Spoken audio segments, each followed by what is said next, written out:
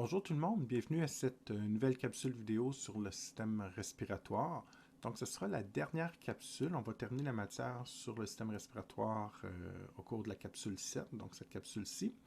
Le principal sujet de cette capsule, ça va être d'étudier un petit peu et de comprendre en fait les mécanismes de régulation au niveau du système nerveux. Comment on fait pour justement contrôler la fréquence respiratoire, donc l'augmenter, la diminuer, comment on contrôle la contraction, le relâchement des différents muscles respiratoires, et dans quelle situation on va augmenter ou diminuer la fréquence respiratoire. Donc, ça va être les principaux sujets qui vont être abordés dans cette capsule. Première des choses qu'il faut garder en tête, c'est de connaître l'endroit où on retrouve les centres respiratoires. Donc, souvent, dans tous les cours que vous avez faits en biologie au cours de votre DEC, vous avez étudié que pour un phénomène ou un processus biologique quelconque, il y a un centre respiratoire. Exemple, au niveau cardiaque, le centre cardiaque se retrouve à un endroit dans le bulbe rachidien. Il faut faire attention, au niveau de la respiration, c'est un phénomène, donc un processus biologique qui implique deux centres respiratoires qui vont travailler en équipe pour contrôler les différentes phases de la respiration. Et ces deux centres ne sont pas du tout situés au même endroit. Donc, au niveau du tronc cérébral ici, donc on reconnaît l'encéphale avec le cerveau ici, le diencéphale avec les différentes sections, cervelet à l'arrière, mais la longue tige ici, qui va sortir de l'encéphale et se prolonger vers la moelle épinière, donc c'est ce qu'on appelle le tronc cérébral. Et dans le tronc cérébral, il y a plusieurs sections, notamment le bulbe rachidien qui est coloré ici en orange, et qui est en fait la partie inférieure du tronc, et un peu plus haut ici, donc on le voit sur l'image du bas, le pont. Donc c'est deux régions très distinctes du tronc cérébral qui constituent deux centres respiratoires différents. Donc, c'est pour ça qu'on va appeler le premier centre le centre bulbaire, qui réfère au bulbe rachidien, et le deuxième centre respiratoire, le pont. Bien que les deux soient très importants pour fonctionner normalement dans la vie, je vous dirais quand même que le centre respiratoire bulbaire est le plus important. Sans ce centre du contrôle respiratoire, on ne peut tout simplement pas inspirer ou en fait c'est la mort assurée.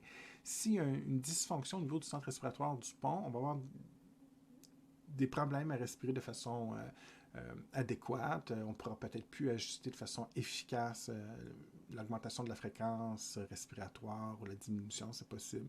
La transition entre l'inspiration et l'expiration va être plus saccadée, plus difficile. Ça va amener des problèmes, mais ce n'est pas la mort nécessairement. On pourrait respirer de façon constante à une fréquence respiratoire de 12 exemples et on ne pourrait pas augmenter ou baisser, mais le processus pourrait quand même se poursuivre. Donc, de ce point de vue-là, on pourrait dire que le centre principal est vraiment au niveau du bulbe rachidien.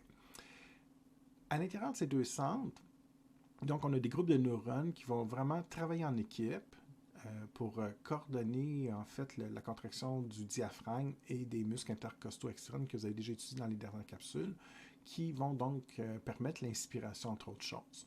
Donc dans une situation d'apnée, ou si vous préférez la respiration normale chez un être humain, en moyenne, on a à peu près une fréquence respiratoire là, de 12 à 15 cycles par minute. Donc, quand on parle de ventilation, c'est comme une ventilation inclut inspiration-expiration.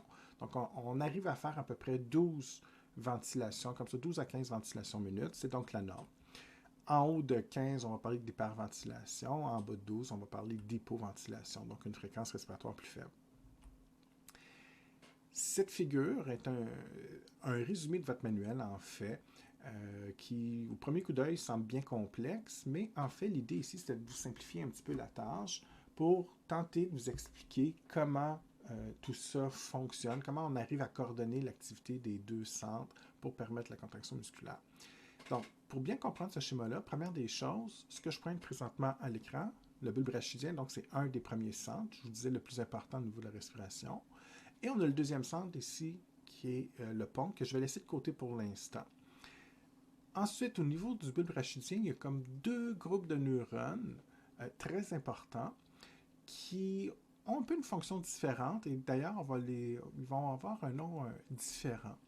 Donc, à l'intérieur du bulbe rachidien, dans le centre respiratoire, il y a un premier groupe de neurones qu'on va appeler le groupe respiratoire ventral ou le GRV. Et on a aussi le groupe respiratoire dorsal, donc le GRD. Le GRD et le GRV se retrouvent à l'intérieur du bulbe rachidien. Donc, c'est un peu comme deux centres respiratoires distincts. Ces deux groupes de neurones-là, bien qu'ils font partie du bulbe rachidien, ont une fonction un petit peu différente. Donc, d'un certain point de vue, on pourrait dire qu'il y a comme trois groupes de neurones qui vont vraiment travailler ensemble. Donc, le GRV et le GRD, ça en fait deux dans le bulbe rachidien. Et il y a aussi un autre groupe de neurones qu'on verra plus tard au niveau du pont. Que ce soit le pont ou encore le GRD, le groupe respiratoire dorsal dans le bulbe rachidien, ces deux centres respiratoires, bien qu'importants, n'ont pas un rôle directement essentiel. Donc, ils vont venir raffiner, vont venir améliorer la qualité du mécanisme ventilatoire, mais pour l'instant, je vais vraiment m'attarder au GRV qui, lui, est très important pour permettre la contraction des muscles associés à la respiration. En d'autres mots, si le GRV ne fonctionne pas, on a une lésion au niveau de ces neurones-là, c'est fini. On ne peut plus inspirer, là, c'est vraiment un arrêt respiratoire. Contrairement aux deux autres, où on aura peut-être une difficulté à respirer convenablement, possiblement que la fréquence respiratoire, on aurait de la difficulté à l'ajuster, on pourrait avoir de la difficulté à ajuster la fréquence respiratoire, mais également à faire une transition douce entre l'inspiration et l'expiration. On pourrait respirer de façon plus saccadée, mais on peut respirer quand même, contrairement à des lésions dans le GRV où ça serait plus possible. Donc, première des choses, lorsqu'on veut inspirer, les neurones dans le groupe respiratoire ventral, qu'on appelle des neurones inspiratoires, donc comme le nom l'indique, ils vont favoriser l'inspiration. Donc à ce niveau-ci, les neurones inspiratoires vont être stimulés, ils vont produire des influx nerveux, et les influx nerveux produits dans ces neurones inspiratoires vont pouvoir se propager, donc sortir du bulbe rachidien, descendre dans la moelle épinière, et par le nerf phrénique, et aussi par les nerfs intercostaux, ces influx nerveux qui ont été produits au préalable vont se propager comme ça en suivant ces deux nerfs-là. Le nerf phrénique va être responsable d'acheminer les influx nerveux vers le diaphragme. Donc ça, c'est à savoir, il faut faire ce petit lien-là. Donc le nerf phrénique amène les influx nerveux qui vont favoriser la contraction du diaphragme. Et les influx nerveux qui se déplacent par les nerfs intercostaux vont favoriser la contraction des muscles intercostaux externes qu'on a déjà étudiés dans les dernières capsules, ou si vous préférez en abréviation MIE. Une fois que le diaphragme et les intercostaux externes se contractent, on va favoriser l'inspiration avec l'amplitude de la cage thoracique qui prend de l'expansion, les différentes jeux de pression qu'on a déjà étudiés, qui fait en sorte que l'air va pouvoir entrer dans les poumons. Donc, on vient d'inspirer. Maintenant, il faut passer à l'expiration. Et c'est là qu'il faut faire très attention. Dans le GRV, toujours, oui, il y a des neurones inspiratoires, mais vous remarquez qu'il y a également des neurones expiratoires. Et ça peut amener une confusion. Souvent, vous avez le réflexe de penser « Ah, ben là, j'ai d'autres neurones qui vont aller travailler sur d'autres muscles pour faire l'expiration. » Ce qui est totalement faux. Si vous vous souvenez des dernières capsules, je vous avais dit que dans le fond, on contrôle un phénomène surtout, c'est l'inspiration qui est un phénomène actif qui contracte les muscles. Maintenant, l'expiration, c'est simplement ces muscles-là, diaphragme et intercostaux externes, qui vont se relâcher. Donc, je vous disais à l'époque que c'était un phénomène passif. Comment ça fonctionne? C'est très simple. Si les neurones expiratoires n'existent pas, les neurones inspiratoires feraient toujours des influx nerveux. Donc, ça me prend un système pour venir empêcher, bloquer l'effet des neurones inspiratoires.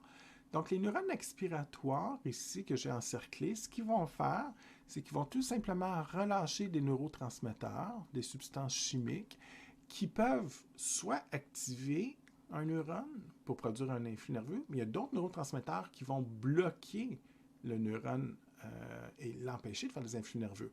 Donc, vous avez bien compris ici que c'est évidemment des neurotransmetteurs qui vont empêcher la production d'influx nerveux. Donc, c'est pour ça ici que la petite barre en forme de T, c'est un signe qui veut simplement dire, contrairement à la flèche, qu'on bloque, qu'on inhibe. Donc, dans ce cas-ci, les neurones expiratoires relâchent des neurotransmetteurs qui vont empêcher l'activité électrique des neurones inspiratoires. Donc, ceux-ci vont être tout simplement incapables de faire des influx. Et si on ne fait plus d'influx, bien évidemment, les nerfs phréniques et le nerf, ouais, c'est ça, les nerfs phréniques et intercostaux n'arrivent plus à transmettre les influx nerveux aux muscles. Et les muscles, ben, comme ils ne sont pas stimulés par des influx nerveux, ils vont tout simplement se relâcher. Et en se relâchant, ben, on favorise l'expiration. Donc, la cage thoracique revient en position normale. Et là, encore une fois, tous les jeux de pression que je vous ai déjà expliqués vont entrer en jeu et ça va permettre de chasser l'air à l'extérieur des poumons. Je me permets une petite capsule, une petite parenthèse de révision. La session dernière, vous avez étudié en détail le système nerveux. Donc ici, on peut faire un très beau lien. Là. Si vous vous souvenez bien, pour faire un influx nerveux, on parlait à l'époque de PPSE, potentiel postsynaptique excitateur, ou PPSC pour potentiel postsynaptique inhibiteur. Et c'est vraiment ce qui va se passer ici. C'est que les premiers neurones ici, pour faire un influx nerveux, qu'est-ce qu'on a de besoin? Ben, on a besoin de neurotransmetteurs qui vont faire ouvrir des canaux sodium. Là, le Na+ va entrer à l'intérieur. L'accumulation de charges positives déclenche un influx nerveux et ces influx nerveux qui seront produits de façon successive vont aller stimuler les muscles. Pour arrêter ça, ben, les neurones expiratoires font exactement l'inverse. Au lieu de faire rentrer du sodium, on va utiliser d'autres sortes de neurotransmetteurs qui vont ouvrir des canaux, exemple à chlore, Cl-, ou encore qui va faire sortir du potassium. Mais exemple, si je reviens avec le chlore, on fait rentrer des Cl- au lieu de faire rentrer des Na+, donc le neurone ici devient négatif. C'est plus possible pour lui de faire d'influx nerveux. Donc c'est vraiment de cette manière qu'on contrôle l'activité des neurones inspiratoires. Je ferme la parenthèse. Ce qui est important maintenant, ça c'est un rappel de ce que vous avez déjà étudié à la dernière session. Mais pour cette session-ci, ce qu'il faut vraiment comprendre, c'est qu'au niveau du bulbe rachidien, le GRV, qu'est-ce qu'il fait? Bien, il y a deux sortes de neurones, inspiratoire et expiratoire. Quand vous voulez inspirer, ces neurones inspiratoires favorisent la création d'influx nerveux qui va, donc vous pouvez suivre le trajet, mais en résumé, ils vont contrôler la contraction de ces muscles respiratoires. On inspire, mais quand on veut expirer, j'ai un autre groupe de neurones qui fait toujours partie du GRV dans le bulbe rachidien, mais qu'on appelle neurones expiratoires, qui viennent tout simplement bloquer la production d'influx nerveux dans ces neurones inspiratoires.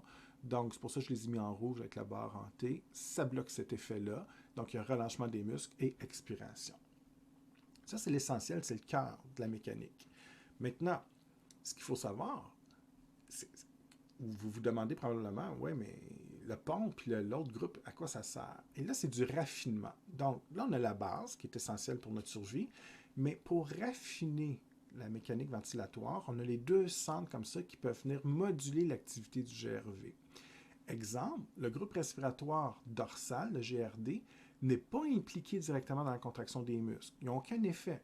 Tout ce que la flèche en vert veut suggérer ici, c'est que le GRD va influencer l'activité électrique du GRV, selon ce que vous vivez. Donc, selon les situations qu'on verra à la prochaine diapositive, ça peut être une variation de la pression artérielle, de la quantité d'oxygène dans votre corps, de CO2, des émotions, peu importe. Les différentes situations que vous allez vivre, qu'on verra en détail éventuellement, vont influencer l'activité des neurones inspiratoires. Donc, si vous êtes en situation de stress, si vous faites un sport, c'est possible que la fréquence respiratoire ne sera plus à 12-15, à la normale. Vous allez probablement augmenter votre fréquence respiratoire. Donc, lui, le neurone inspiratoire ne peut pas détecter ça. Il fait toujours son travail de stimuler les muscles respiratoires. Par contre, si la situation l'exige, le GRD va recevoir l'information qu'il y a quelque chose de spécial qui se passe, exemple un sport, et là, on va venir moduler l'activité électrique du neurone inspiratoire. Donc, si c'est nécessaire, on va envoyer des signaux électriques qui vont venir stimuler, des signaux électriques, mais chimiques également, qui vont venir stimuler l'activité des neurones inspiratoires pour que ça se fasse plus rapidement. Et si ça se fait plus rapidement, on augmente la fréquence respiratoire. Également, dans d'autres situations, vous êtes sur le point de dormir, c'est possible qu'on diminue la fréquence respiratoire, vous êtes relax. Donc, dans ce cas-ci, le GRD comprend bien, analyse bien la situation, donc va venir ralentir l'activité, sans la bloquer pour autant, ralentir l'activité électrique des neurones inspiratoires. Ça se fait plus lentement, la production d'influx nerveux, contraction moins de contraction au niveau des muscles respiratoires, donc le rythme respiratoire va diminuer. En d'autres mots, le GRD vient moduler l'activité normale des neurones inspiratoires. Même chose, les neurones expiratoires peuvent être également affectés par le GRD au fait de travailler plus rapidement ou plus lentement selon ce qu'on veut faire. Donc, en d'autres mots, c'est vraiment la fonction du groupe respiratoire dorsal, c'est vraiment de détecter, d'analyser les situations qu'on vit au quotidien et d'ajuster la profondeur et la fréquence de la respiration, tout simplement. Donc, j'ai parlé beaucoup de fréquence, mais aussi une profondeur. Hein. Pour un cycle de respiration, on peut respirer de façon très profonde, en cherchant un maximum d'air. On peut passer en respiration forcée, comme on a déjà vu. Et au contraire, on peut respirer de façon superficielle, donc aller chercher un minimum d'air quand on inspire, exemple. Et le pont, lui aussi, est là pour raffiner. Donc, quand on vous dit que le pont, sa principale fonction, c'est de permettre l'expiration, là, vous vous dites, ouais, mais on a deux façons de faire l'expiration, et vous avez raison, il y a une petite nuance que je vais mentionner dans 2 secondes, mais effectivement, vient renforcer un peu l'effet des neurones expiratoires du GRV. Donc, dans ce cas-ci, le pont, tout ce qu'il fait, c'est qu'il va empêcher la production de signaux électriques au niveau des neurones inspiratoires. Donc, en bloquant le neurone inspiratoire, on relâche les muscles et on favorise l'expiration. Donc, on vient renforcer l'effet des neurones expiratoires qui le font déjà. Ce qu'on sait, c'est que le pont, en fait, permet une transition en douceur entre l'inspiration et l'expiration. Ça veut dire quoi? Ça veut dire que si le pont ne fonctionnait pas et qu'on avait juste les neurones expiratoires, on pourrait expirer, mais l'inspiration et l'expiration seraient de façon saccadée. Normalement, si vous êtes en santé, vous n'avez pas de troubles neurologiques, exemple, dans ces centres-là ou au niveau de ces neurones-là, qu'est-ce qui se passe? Bien, l'inspiration se fait, l'expiration suit, et tout ça se fait de façon synchrone et en douceur. Et ça, c'est vraiment l'action du pont. Donc, ça vient vraiment comme raffiner un petit peu la transition entre les deux. À la dernière diapositive, je parlais un petit peu justement de l'effet du GRD, donc groupe respiratoire dorsal, sur le groupe respiratoire ventral. Donc, c'est deux groupes de neurones qui font partie du bulbe rachidien, qui fonctionnent un petit peu comme deux centres respiratoires. Donc, je vous disais qu'il y a certaines situations qui vont être détectées par le GRD et qui vont moduler l'action du GRV. Donc, en fait, le GRV fait toujours son travail d'inspiration avec les neurones inspiratoires ou expiration avec les neurones expiratoires, comme je l'ai déjà expliqué à la dernière diapo.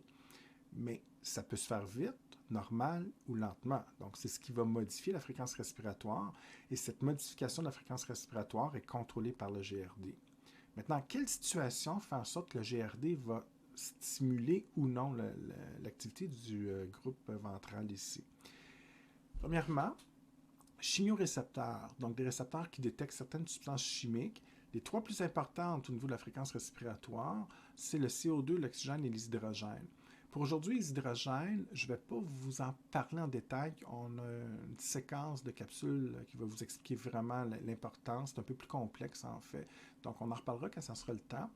Vous savez simplement pour l'instant qu'une hausse ou une baisse de l'hydrogène va être détectée. Il pourra moduler la fréquence respiratoire, mais comment ça fonctionne, on verra ça un autre jour.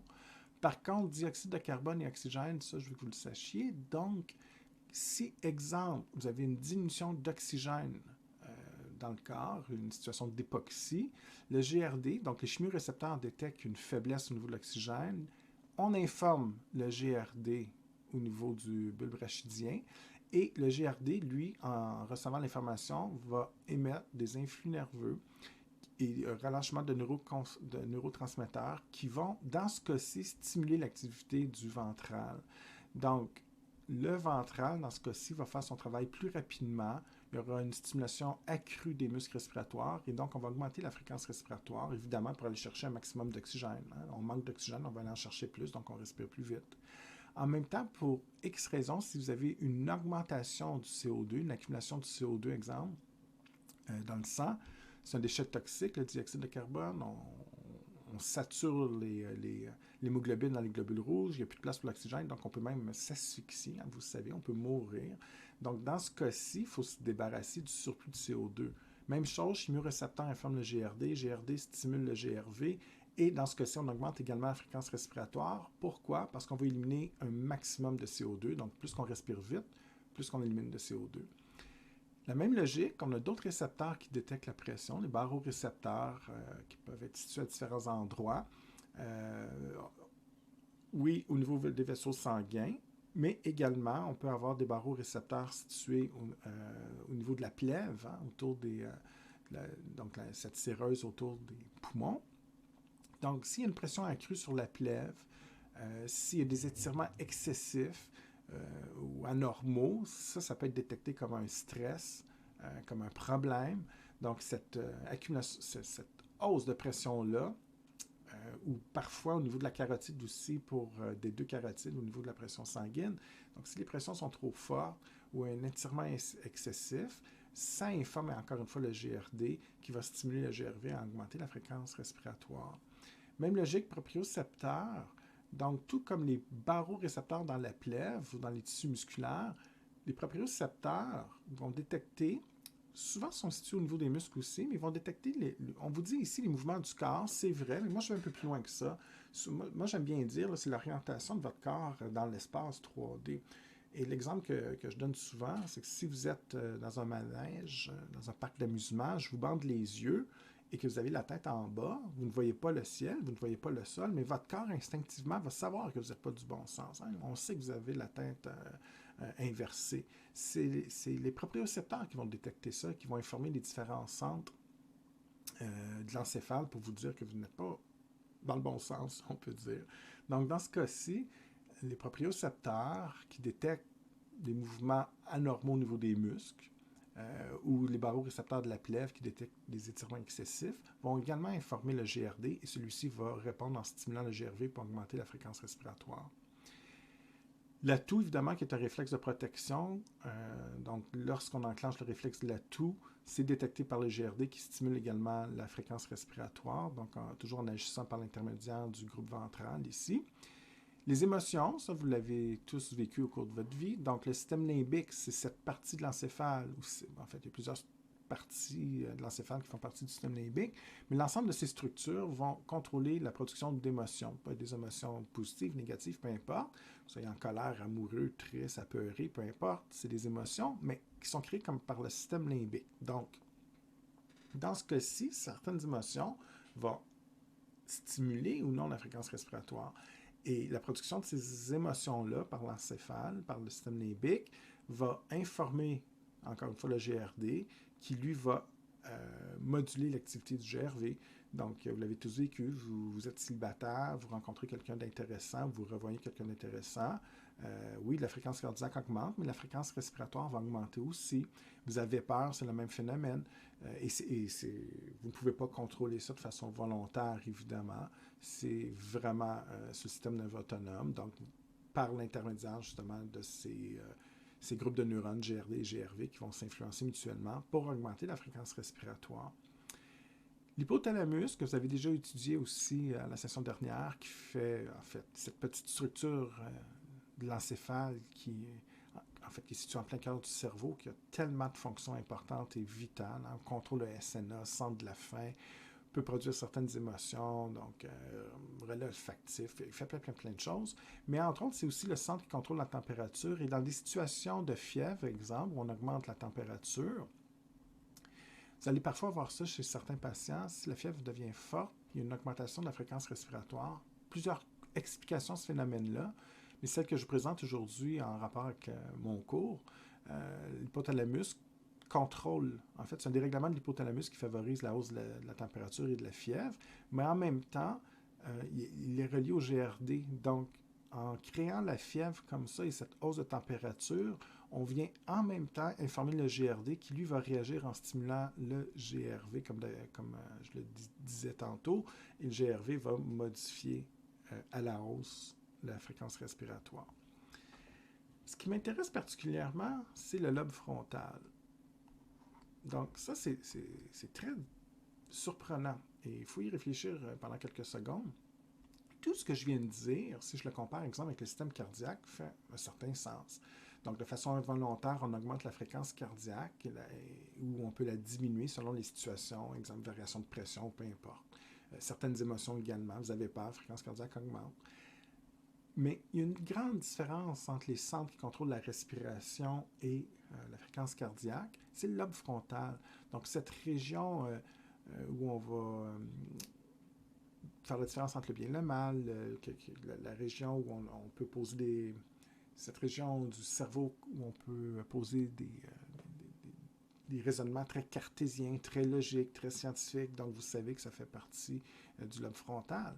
Et dans ce cas-ci, de façon volontaire, c'est le seul exemple que je vous donne aujourd'hui qui est volontaire. Vous êtes capable de modifier de façon volontaire. Donc, on a un autre circuit nerveux qui n'appartient pas au système nerveux autonome qui permet de contrôler la fréquence respiratoire. Ce que vous ne pouvez pas faire avec le centre cardiaque. Je vous donne un exemple.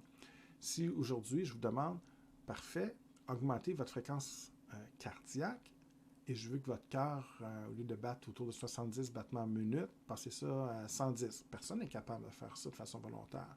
Par contre, si je vous dis respirez plus vite ou respirez plus lentement, vous pouvez modifier votre fréquence respiratoire de façon consciente. Et ça, c'est tout simplement parce qu'à partir du lobe frontal, vous pouvez prendre la décision, oui, j'écoute mon enseignant et je le fais, ou vous pourriez aussi dire, non, je ne fais pas l'exercice. Donc, vous avez le choix conscient de le faire ou non.